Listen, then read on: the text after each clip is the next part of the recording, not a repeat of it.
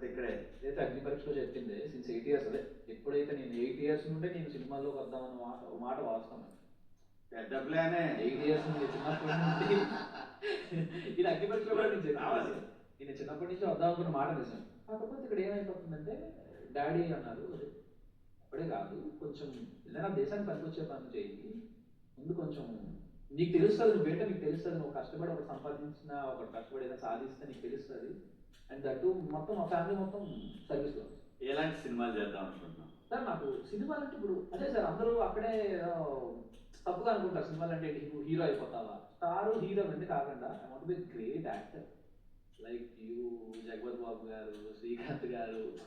Least ఇప్పుడు అరే తనకి ఇచ్చామంటే అలాంటి క్యారెక్టర్ అనేది సినిమా అవతలేస్తారా అనేది నాకు అంటే నాకు నిజంగా సార్ ముందు నుంచి ఉండేది అదే. పెద్ద పెద్ద హీరో అయిపోవాలి, పెద్ద స్టార్ అయిపోయి మనకి మంచి ఆర్టిస్ట్, ఒక మంచి ఒక గుడ్ యాక్టర్, అదే ఇంత బాగా చేస్తాడు ఈ యాక్టర్ అని అనిపించుకోవాలనేది నాకు చాలా కోరిక సార్. అది తనే జరుగుతుంది. నీ ఫస్ట్ ఫీలింగ్ ఏంటి ఆవిడ చూసినప్పుడు? ఫస్ట్ డే ఈవినింగ్ వరకు నాకు నెగిటివ్ వర్డే కొట్టింది తను పాపం. అంటే అందరితో కమాండింగ్ ఉండడం, అరే ఏంటి అమ్మాయి అంటే మీ స్టేజ్ మీద చూసి నిజమేనా అంటే ఎప్పుడు మనుషులు ఈజీగా జడ్జ్ చేయలేను సార్. స్టేజ్ మీద చూసి నిజమేనా ఈవినింగ్ వరకు నాకు అది ఉంటుండే. ఈవినింగ్ సమ్ ఏదో సిచ్యువేషన్ నాకు ఎగ్జాక్ట్ సిచ్యువేషన్ గుర్తులేదు కానీ ఈవినింగ్ తర్వాత నుంచి నాకు పరిస్థితి మారిపోయింది. And the next day blinds మనకు తెలుసు, మీరు కూడా ఉన్నారు, మనకు మూస్తారు. మూసిన తర్వాత ఆ మనిషి నుంచి వచ్చిన ఒక 4-5 times నా నేమ్ వచ్చింది. కళ్యాణ్ నాకు ఇలా అనిపిస్తున్నాడు, కొంచెం జెన్యున్గా అనిపిస్తున్నాడు, తనతో టాస్క్ ఆడాలని ఉంది, తను ఏదైనా టాస్క్, ఎందుకంటే తను ఇక్కడి నుంచి ఇలా వచ్చాడు అండ్ తను స్ట్రాంగ్ అండ్ ఇలా ఇలా మాట వినిపించాడు తన నోట్లో నుండి. ఫస్ట్ సిగ్నల్ అట్టించే వచ్చి నాకు అది వినపడింది.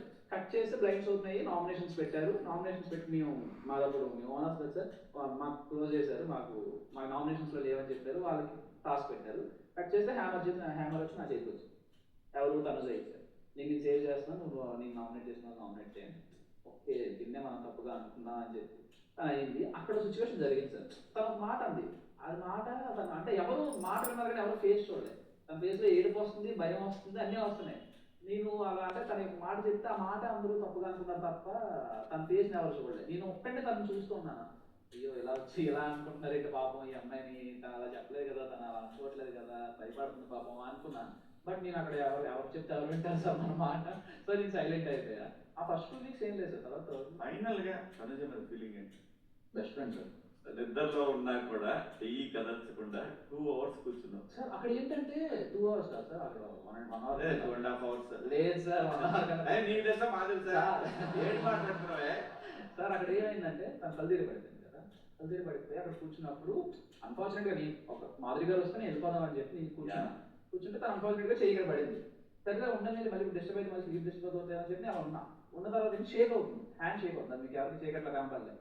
నేను ఏం చెప్తున్నా ఎవరేం చెప్పినా నాకు మీకు కనపడింది, అందుకే చెయ్యల షవర్ అవుతుంది, చెయ్యల షవర్ అవుతుంది, అయ్యో షవర్ అవుతుంది అని చెప్పి నార్మల్ పట్టుకున్నాను. మళ్ళీ ఇలా వదిలేటే మళ్ళీ షవర్ మళ్ళీ పట్టుకున్నా. ఒక 6 times